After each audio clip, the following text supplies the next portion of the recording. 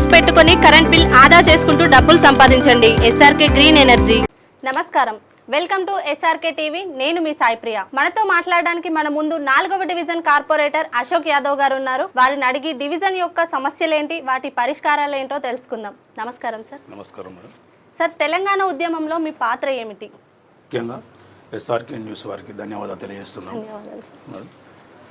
తెలంగాణ ఉద్యమం అంటే 2000 సంవత్సరం నుంచి 2001 నుంచి మనందరికీ తెలుసు. చాలామంది అందరం తెలంగాణ కావాలని పోరాటం చేసినాము.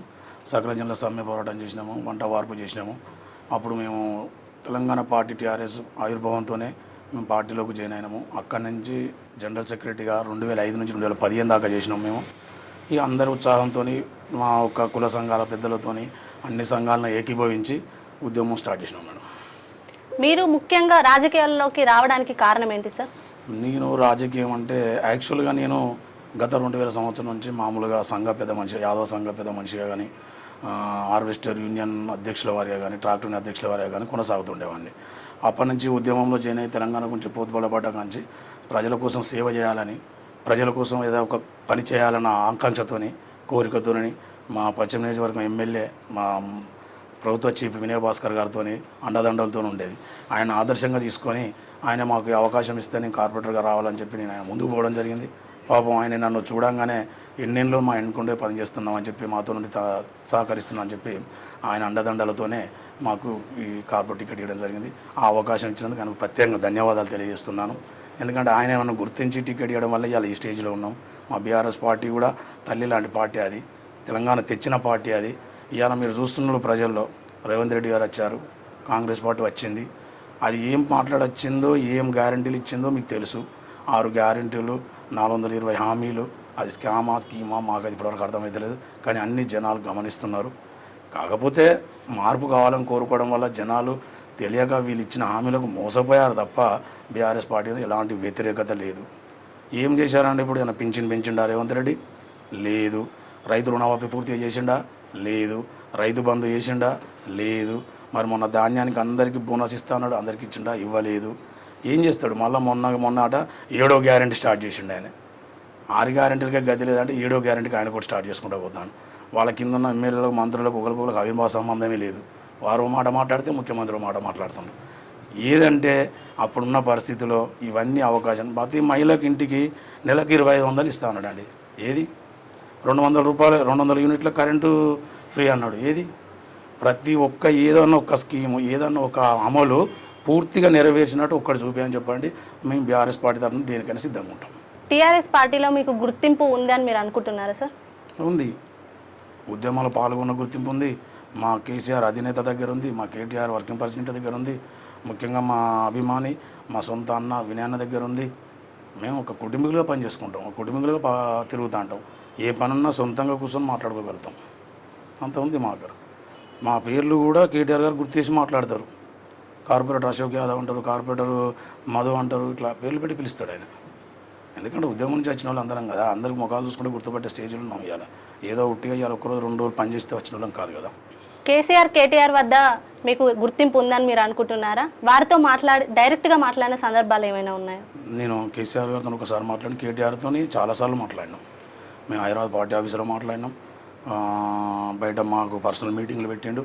అప్పుడప్పుడు మా దగ్గర గురించి వచ్చి అంటే ఆయన ఏం చేస్తాడంటే విచారిస్తాడు, అసలు మీ దగ్గర ఏం జరుగుతుంది, ఏమన్నా డిసప్పాయింట్లు ఉన్నారు. అప్పుడప్పుడు కూడా మీ ఎమ్మెల్యేల దగ్గర ఇంకేమన్నా మీకు ఏమన్నా తక్కువ అవుతుందా, మీకు ఏమైనా ఇబ్బంది అయితే కూడా అడుగుతాడు. లేదన్న మొత్తం మాకు బాగానే ఉంది, మాకు వినయానంద కాలం ఏం కాదు, చాలా పక్కటి మందిగా చూసుకుంటాడు, ప్రతి ఒక్కటి ఎన్నుకోండి నడిపిస్తాడని కూడా చెప్తాను నేను. జిల్లా స్థాయి నాయకులు మీకు సహకరిస్తున్నారా సార్? సహకరిస్తాను. అందరు సహకరిస్తాం. పోచంపల్లి సీనన్న సహకరిస్తాడు. మాకు ఇదివరకు మా బసవరాజన్న మాట్లాడాడు, ఆయనతో కూడా మాట్లాడుకుంటాం. మౌసం చారితో మాట్లాడతాం. పెద్ద పెద్ద లీడర్లతో అందరితో కూడా క్లారిటీగా మాట్లాడుకుంటాం. మీ 4వ డివిజన్లో ఉన్న సమస్యలు ఏంటి సార్? మా 4వ డివిజన్ చెప్పాలంటే మేడం, యాక్చువల్గా చెప్పాలంటే అది సిటీలో ఉన్నట్టే కానీ ఒక స్లమ్ ఏరియా లాంటిది మాది. ఇక్కడ నుంచి పెద్దమ్మగడ్డ, ఆరాపల్లి రోడ్డు పెద్దమ్మగడ్డ మొదలు పెడితే ఇక్కడికి వికాస్ స్కూల్ వరకు, మళ్ళీ నుంచి రెడ్డి కాలనీ వరకు మా అన్ని ప్రతి ఒక్క గల్లీకి రోడ్లు లేవు, డ్రైనేజీలు లేవు. గత 14-15 సంవత్సరాల నుంచి ఎంతోమంది కార్పొరేటర్లు వచ్చిండ్రు. ఏం చేసిందండి, ఒకప్పుడు ఎప్పుడో గడల సురేందర్ కార్పొరేటర్ ఉన్నప్పుడు మా యాదవ్ నగర్లో ఒక సీసీ రోడ్డు పడ్డది. ఇక తర్వాత చిన్న 5% 10% కూడా పని జరిగిందో జరగలేదు మీకు గమనించి, ఎందుకంటే లోకల్లో ఉండే వ్యక్తిని అప్పటి నుంచి రాజకీయంలో తిరుగుతున్నాం కాబట్టి నాకు ఇవన్నీ తెలుసు. ఆ బాధల నుంచి ఇవాళ నా అదృష్టం బాగుండి నేను కార్పొరేటర్ లోకల్గా నేను ఉండడం వల్ల నన్ను 4వ డివిజన్ ప్రజలు ఆదరించి నాకు ఓటేసి గెలిపించినందుకు వారికి సేవ చేసుకునే భాగ్యంగా 4.5 కోట్ల వర్క్ చేశానండి మా పార్టీ ఉన్నప్పుడు. ఇప్పుడు మా పార్టీని నేను కార్పొరేటర్ గెలిపించినాక 2.5 సంవత్సరాలు మాత్రమే ఉన్నది, మిగతా 3 నెలలు ఎలక్షన్ కోడ్లే ఉన్నాం. అయినా కూడా నుంచి 2.5 కోట్లు తేయగలిగినాను, మున్సిపాల్ నుంచి 1 కోటి, పాత వర్కులు ఒక 50 లక్షలు, టోటల్ 4 కోట్ల వర్కులు నా డివిజన్లో రోడ్లు డ్రైనేజీలు డెవలప్ చేయడం జరిగింది. డివిజన్ అభివృద్ధికి ప్రత్యేక ప్రణాళికలు ఏమైనా పెట్టిల్లా సార్ మీరు? ఉన్నాయి మేడం. మొన్న కాంగ్రెస్ పార్టీ వచ్చినాక మా ఇప్పుడున్న ప్రస్తుత నారాయణ రెడ్డి ఎమ్మెల్యే గారికి కూడా ఒక నోటీస్ బోర్డు ఇవ్వడం జరిగింది, ఒక లెటర్ ఇచ్చుకోవడం జరిగింది. చిరు వ్యాపారులు రోడ్ల మీద ఇబ్బంది పడుతున్నారు, మా డివిజన్లో గవర్నమెంట్ సంబంధించిన జాగా ఖాళీ ఉంది కదా, అది వాళ్ళకి ఉపయోగపడ్డట్టు చేస్తే మార్కెట్ యార్డ్గా పనిచేస్తామని చెప్పడం జరిగింది. ఒకటి శ్మశాన వాటిక కావాలి సార్, అది 4-5 డివిజన్లకు సంబంధించిన శ్మశాన వాటిక, దాన్ని డెవలప్ చేయడానికి ఇప్పటివరకు ఎవరు ముందుకు రాలేదు. దానికి కొంచెం ఫండ్ తీపిస్తే ఇంత శ్మశాన వాటిక కూడా చేద్దామని ఆలోచించినాం. కృష్ణా కాలనీ కొన్ని రోడ్లు పెట్టినాం, యాదవనంలో కొన్ని రోడ్లు పెట్టినాం, రెడ్డి కాలనీలో మెయిన్ రోడ్ ఒకటి గౌట్ స్కూల్ ప్రభుత్వ స్కూల్ నుంచి మొదలు పెడితే ₹1 కోటి రోడ్ వేసిన నేను మా బీఆర్ఎస్ ప్రభుత్వం వల్ల. ఇంకొక ₹1 కోటి ఇస్తే రెడ్డి కాలనీ అన్ని గల్లీలో రోడ్లు అయిపోతాయి. ఇవన్నీ పెట్టుకున్నాం.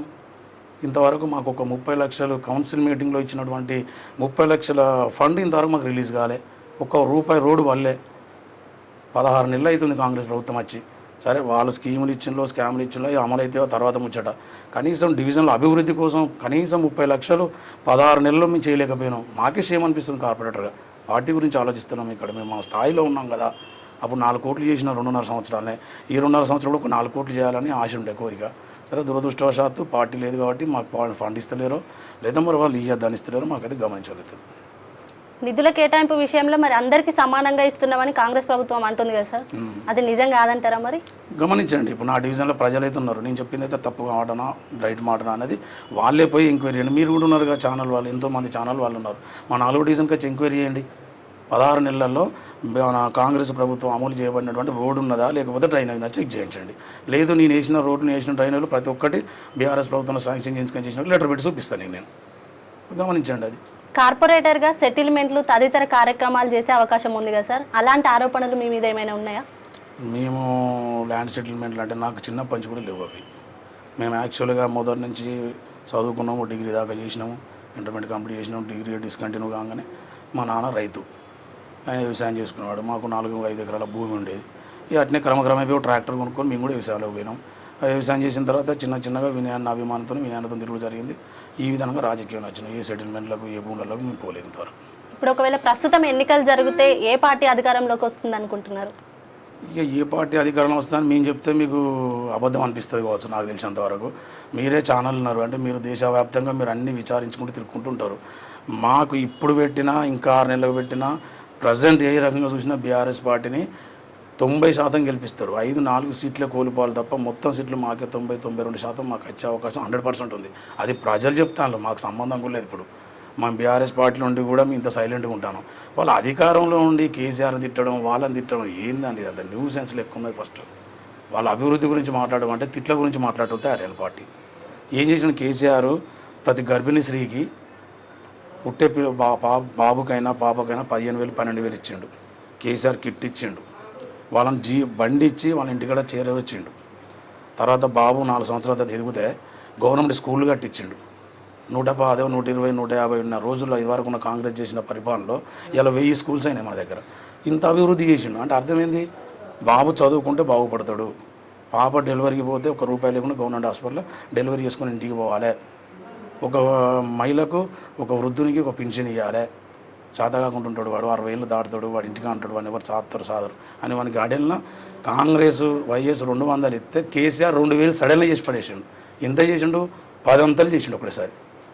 మీరు ఒక్కటే 1000 చేస్తామన్నారు కదా, అందరికి ఒకటే 1000 పెంచుతామని మొన్నని కాంగ్రెస్ పార్టీ సంబంధించిన రేవంత్ రెడ్డి అన్నాడు కదా. అదే కేసీఆర్ 10 వంతలు చేసిండు. నువ్వు కూడా ఈ 2,000 10 వంతలు చేయి. 10 వంతలు చేసి ప్రతి ఒక్క వృద్ధునికి 20,000 పింఛన్ ఇయ్యి. ప్రతి మహిళకు 2,500 ఇస్తా అన్నావు. ఏది ఒక 2,500 కాదు, ₹22 చూపించండి వాళ్ళకన్నా. ప్రతి నెల 2,500, ఈయాటికి 16 నెలలు. ఒక్క మహిళకు లెక్కేసినా కూడా దాదాపు 14-15 వేలు లాస్ ఇప్పటి వరకే. మరి మీరు ఎంతమంది మహిళలు ఉన్నారో మన తెలంగాణ ఎంత ఉన్నారో మీరే గమనించుకోవాలి. అది అట్లా నేను చెప్పేది అట్లా అంటే గుర్తు చేస్తున్నాము. మేము ఆరోపించడం అని కాదు, మేము చేసిన పనిని గుర్తించాలని చెప్తున్నాం. కాంగ్రెస్ ప్రభుత్వం అధికారంలోకి రావడానికి కారణం ఏంటిది అనుకుంటారు సార్ మీరు? ఇదే చేయలేని నెరవేర్చలేని హామీలు చెప్పడం, మేము ఇది చేస్తాం అది చేస్తాం, కాళేశ్వరం కూలిపోయింది, మొత్తం అప్పుల పాలు చేసిండు, కేసీఆర్ దొంగ, కేసీఆర్ ఇవి సంపాదించుకోండి ఆరోపణలే, తప్పుడు ఆరోపణలు పెట్టి అధికారంలోకి వచ్చిండు. అది ఇప్పుడు ప్రజలకు తెలుస్తుంది, మాకు తెలుస్తుంది, అందరికీ తెలుస్తుంది. ఇవాళ ప్రతి ఒక్క వ్యక్తి కేసీఆర్ కావాలని కోరుకుంటున్న బయట అండి. నేను ప్రతి ఊళ్ళలో చూస్తున్నా కదా, నేను పేడపల్లి, ముచ్చెర్ల, పరకాల దాకా, గాంపూర్ అవన్నీ తిరిగి వస్తూ ఉంటాం. అంటే కామన్గా మా పనులలో తిరిగి వస్తూ ఉంటాం. ప్రతి ఊళ్ళల్లో అడుగుతాను, అప్పుడన్నా రైతు బంధు పడేది, ఈ రేవంత్ రెడ్డి వచ్చాక ఒక్కసారి రైతు బంధు లేదంటాను. రుణమాఫీ 2 లక్షలు అన్నారు. 2 లక్షలు ఎంతమంది చేయించో చూపించమని చెప్పండి. ఒక్క రుణమాఫీ లేదు రైతుకు. పంటలు ఎండిపోతాను నీళ్ళు లేక, కరెంటు కూడా పోతుంది. ఇప్పుడు డీబీలు ట్రాన్స్ఫర్లు కాలిపోతాయి. అదే కేసీఆర్ ఉన్నప్పుడు 1 మినిట్ కూడా కరెంటు పోనీయలేదు. గమనించలేరు జనాలు, గమనించిన ముచ్చట వాళ్ళు గమనిస్తారు. మరి వారు పాలకవర్గం ఉన్నది, అధికారం ఉన్నారు, ఇప్పటికైనా చేయొచ్చు కదా. ఇంకా 3.5 సంవత్సరాలు ఉన్నది. ఈ 3.5 సంవత్సరాలు కరెక్ట్ చేయమని చెప్పండి. ఏమైనా కేసీఆర్ కేటీఆర్ తిట్టడం, కేసీఆర్ కేటీఆర్ తిట్టడం, ఇవే వాదించుకుంటారు వాళ్ళు. అంటే కార్పొరేటర్గా మీరు డివిజన్లోకి వచ్చినాక ఏమైనా అభివృద్ధి చేసిల్లా సార్? చేసినాం మేడం. గూడా నుంచి 2,50,00,000 తీసుకొచ్చినాము. Krishna colony, Jyotirao Phule colony, lotus colony, Reddy colony, plus Yadav నగర్లో సీసీ రోడ్లు చేసినాము, డ్రైనేజీలు చేసినాము. అంతకుముందు పాత 40 లక్షలు మున్సిపాలిటీ వర్కులు చేసినాము. మొన్న కౌన్సిల్ నుంచి 50 లక్షలు చేసినాము. మళ్ళీ మొన్న 30 లక్షలు చేసినాము. 4 కోట్ల వరకు అభివృద్ధి చేసినాము. ఇంకా నా డివిజన్లో 10 కోట్లు అయినా సరిపోదు. 10 నుంచి 20 కోట్ల అభివృద్ధి చేయాలి. 20 ఏళ్ళ నుంచి నా ఒక డివిజన్లో ఒక సీసీ కానీ, ఒక రోడ్డు కానీ, ఒక డ్రైనేజ్ కానీ పూర్తిగా చేసిన సంధానం లేదు.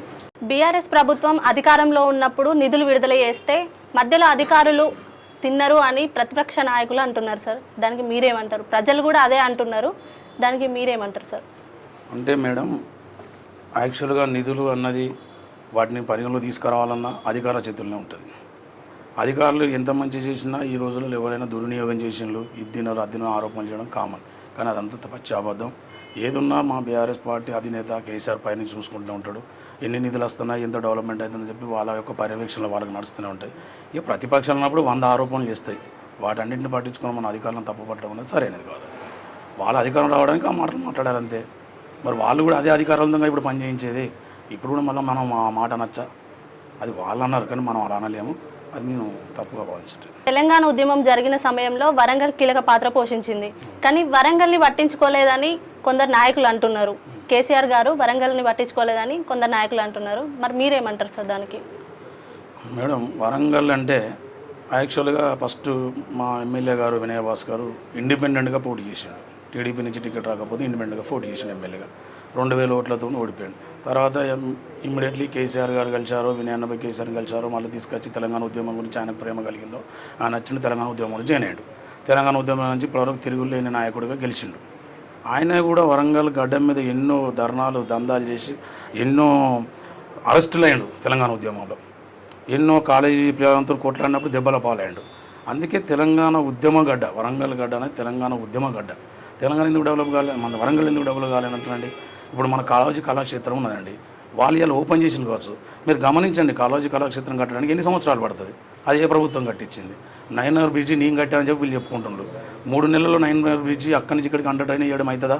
2.5 సంవత్సరం నుంచి కష్టపడి నా ఎమ్మెల్యే గారు వినయ్ భాస్కర్ తీసుకొచ్చి దాని ప్రభుత్వాలను తీసుకొచ్చి ఇలా ప్రభుత్వం కూలిపోవడం వల్ల మీరు వచ్చింది కాబట్టి తుది మెరుకులు అంటే కలర్లు వేసుకొని అద్దాలు ఫిట్ చేసుకొని ఇలా మేము కట్టినామని చెప్పుకోండి తప్ప అది వరంగల్లో డెవలప్మెంట్ భాగం కదా. బీజేపీలతో కొట్లాడి మన కోచ్ ఫ్యాక్టరీ గురించి కాచిపేటలో కొట్లాడినప్పుడు బీఆర్ఎస్ ప్రభుత్వం కొట్లాడింది కదా, అది ఇప్పుడు తీసుకొచ్చిందని చెప్పి నరేంద్ర మోడీ గారు పంపుతాను. అప్పుడు మనం కొట్లాడిన భాగం వల్ల లేదా ఇవాళ రేవంత్ రెడ్డి గారు కొట్లాడంగానే ఇవాళ స్టార్ట్ అయింది. అది కాదు కదా. అట్లా చెప్పుకుంటారు ప్రతిపక్షాలు 100 చెప్పుకుంటారు డెవలప్ కావాలి అని చెప్పి. ఎందుకు డెవలప్ కావాలండి? మంచిగా డెవలప్ అయినాయి, రోడ్లు అయినాయి, డ్రైనేజీలు అయినాయి. కాకపోతే అభివృద్ధి అనేది నిరంతర ప్రక్రియ, ఇంకా కావాల్సింది ఉన్నది. మేము పూర్తిగా అభివృద్ధి చేసినాం, వరంగల్ను తీర్చిదిద్దని సిటీ చేసినామని చెప్పి మేము అంటలేము. కాకపోతే చేస్తూ వస్తున్నాం క్రమక్రమంగా. అది మేము చేసిన భాగాలు వాళ్ళు చెప్పుకొని ఎలా డెవలప్ అయిందని చెప్తాను తప్ప ఏం లేదు మేడం. అలా ఇప్పుడు బీఆర్ఎస్ పార్టీలో గెలిచి కాంగ్రెస్ పార్టీలోకి వెళ్ళిన వాళ్ళ గురించి మీరు ఏమన్నా అంటారా సార్? మేడం, ఇప్పుడు ఏ పార్టీ అయినా ఆ పార్టీ అనేది నాకు బీఆర్ఎస్ పార్టీ తల్లితో సమానం. నేను వెళ్ళలేదు. వేరే వాళ్ళు వెళ్ళాలంటే అది వాళ్ళ సొంత అభిప్రాయం. వాళ్ళ అభిప్రాయాన్ని నేను తప్పుగా పట్టడానికి నాకేం హక్కున్నదండి? వాళ్ళ సొంత అభిప్రాయం, వాళ్ళ ఇష్టానుసారం. అది నేను వాళ్ళ గురించి మాట్లాడడానికి వీల్లేదు. నా వరకు నేను తల్లిగా భావించుకున్న బీఆర్ఎస్ పార్టీ ఇందులో ఉన్న ఇలా మా ఎమ్మెల్యే గారు నన్ను నమ్మి టికెట్ ఇచ్చారు కాబట్టి ఆయనకు కావాల్సిన న్యాయం చేయాలి కాబట్టి నేను వెనక ఉండి చూస్తున్నా. ఇక ముందు కూడా అట్లే ఉంటా. మా వినయాన్ని నాకు ఇట్లనే ఇస్తాడు టికెట్, ఆయన ముందుండి గెలిపిస్తాడు. ఆ నమ్మకం మాకుంది. అంటే వాళ్ళు బీఆర్ఎస్ పార్టీలో గెలిచి కాంగ్రెస్ పార్టీలోకి వెళ్ళి కదా సార్, మళ్ళీ కాంగ్రెస్ పార్టీ నుండి వాళ్ళు పోటీ చేస్తే వాళ్ళు గెలుస్తారంటారా? మేడం, అది ఎలక్షన్లో మీరు ప్రజలే తీర్పు ఇవ్వాలి, అది నా చేతిలో ఏం లేదు. దానికి ప్రజలు తీర్పు ఇవ్వాలి. ఆ ఎలక్షన్ మూమెంట్లో మీ యొక్క పత్రిక అంటే మీరు చేసే సపోర్టు, మీరు చేసే అన్యాయాలు నిర్ణయించాల్సిన ఫోకస్ మీ చేతిలో ఉంటుంది, ప్రజల్లో ఉంటుంది. అంటే ఈ మధ్య కాలంలో కేసీఆర్ గారు కేటీఆర్ గారు గురించి ఈ టాపిక్ గురించి మాట్లాడలేదు కదా సార్, న్యాయస్థానం దాకా పోతామని అన్నారు. మరి మీరేమంటారు అని? న్యాయమే కదా మేడం, వెళ్ళాలి కదా. ఇప్పుడు ఈ పార్టీలో ఉండి గెలిచిన ఇంకో పార్టీలోకి పోయి చేస్తున్నామనంటే ఇవాళ మన పార్టీకి ఇలాంటి అన్యాయం జరగచ్చు, రేపు రాబోయే పార్టీలో కూడా అలాంటి అన్యాయం జరుగుతుంది కదా. అది చట్టంలో ఒక రూల్ ఉందట కదా, అది చట్టం చూసుకుంటుంది. మామూలుగా దాని మీద అప్లికేషన్ పెట్టిళ్ళు, అది న్యాయస్థానం ఏ విధంగా తీర్మానిస్తే ఆ విధంగా మేము కట్టుబడి ఉంటాం. మీరు కార్పొరేటర్కే పరిమితం కావాలనుకుంటున్నారా? ఎమ్మెల్యే అవ్వాలని కోరిక ఏమైనా ఉందా? ఎమ్మెల్యే కోరిక అయితే ఏం లేదు మేడం. కాకపోతే ఈ ఉన్న పార్టీలోనే మా ఎమ్మెల్యే గారి దయ కావచ్చు, మా కేసీఆర్ గారు కావచ్చు, కేటీఆర్ గారు కావచ్చు, ఏ పదవి ఇచ్చినా స్వీకరించడానికి సిద్ధంగా ఉన్నాను నేను. వినయ్ భాస్కర్ గారు మీతో ఎలా ఉంటారు సార్? ఇక మా వినయ్ భాస్కర్ గారు అంటే నేను వినయ్ అన్నానే పిలుస్తాను. నేను అన్నదమ్ములు లెక్కనే మాట్లాడుకుంటున్నాను. వేరే విధంగా సార్ అన్నాము, ఎమ్మెల్యే గారు అని కూడా అన్నాం. మమ్మల్ని వినయ్ అన్న అంటాం మేము, అంటే ఆత్మీయ బంధం లెక్క మాట్లాడుకుంటాం. ఈరోజు సరే ఇక్కడ దాకా మమ్మల్ని ఆహ్వానించినందుకు, సరే మీ యొక్క స్టూడియోకి వచ్చినందుకు మాకు కూడా చాలా ఆనందంగా ఉంది. ఈ ఎస్ఆర్కే న్యూస్ వారికి కానీ, మా అధినేత కేసీఆర్ గారు కానీ, కేటీఆర్ గారు కానీ, ఇప్పుడున్న నా 4వ డివిజన్ ప్రజలు ఇన్ని రోజులు నన్ను అసలు ఇదివరకు నేను కార్పొరేటర్గా వచ్చినప్పుడే నా ప్రజలు నన్ను 50% మందికి తెలుసు. నేను అయినా నన్ను ఎంతగా ఆరాధించి నన్ను గెలిపించారు. ఇక ముందు కూడా నన్ను ఇట్లా ఆరాధిస్తారు, ఇంకా మంచిగా ఆరాధిస్తాను కోరుకుంటూ నా యొక్క 4వ డివిజన్ ప్రజలకు పేరున పాదాభివందనం తెలియజేసుకుంటూ కేసీఆర్ గారికి, కేటీఆర్ గారికి, వినయన్న గారికి మరియు నా 4వ డివిజన్ ప్రజలకు మరియు మా ఎస్ఆర్కే న్యూస్ వారికి తెలుగు ఉగాది శుభాకాంక్షలు మరియు రంజాన్ శుభాకాంక్షలు తెలియజేసుకుంటూ ఈ అవకాశం మీ అందరికీ పేరున ధన్యవాదాలు తెలియజేస్తున్నాను. 4వ డివిజన్ కార్పొరేటర్ గారు అశోక్ యాదవ్ గారు మన ఎస్ఆర్కే టీవీతో చాలా విషయాల గురించి మాట్లాడారు. వారి రాజకీయ జీవితం ఇంకా అంచెలంచెలుగా పెరగాలని, వారి రాజకీయ జీవితం బాగుండాలని మా ఎస్ఆర్కే టీవీ తరపున best wishes sir. Thank you madam, thank you.